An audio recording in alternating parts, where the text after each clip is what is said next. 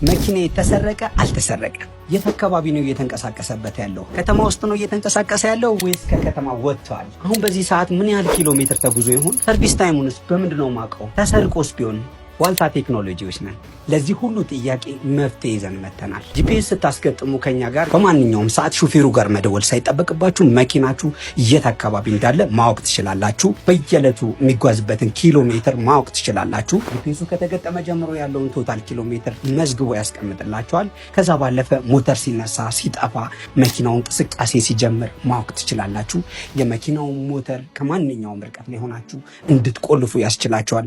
አንዳንድ ሹፌሮች ከእናንተ ቁጥጥር ውጭ ቢሆኑ፣ መኪናው ከእናንተ ቁጥጥር ውጭ ቢሆን፣ ፓርክ ካረካችሁበት ቦታ ላይ መኪናችሁ ቢሰረቅ ማንኛውም ርቀት ላይ ሆናችሁ ምንም አይነት ርቀት ሳይገድባችሁ ሞተሩን በመቆለፍ መኪናውን ከስርቆት ልትከላከሉ ትችላላችሁ። ይህንን አገልግሎት ለማግኘትና ሌሎች ተጨማሪ ጂፒኤስ ዙሪያ ያሉ ጥያቄዎችን ለማግኘት ከዚህ ስር በተዘረዘሩ ስልኮች በመደወል በማንኛውም ሰዓት የዚህ አገልግሎት ተጠቃሚ መሆን ይችላሉ። እናመሰግናለን።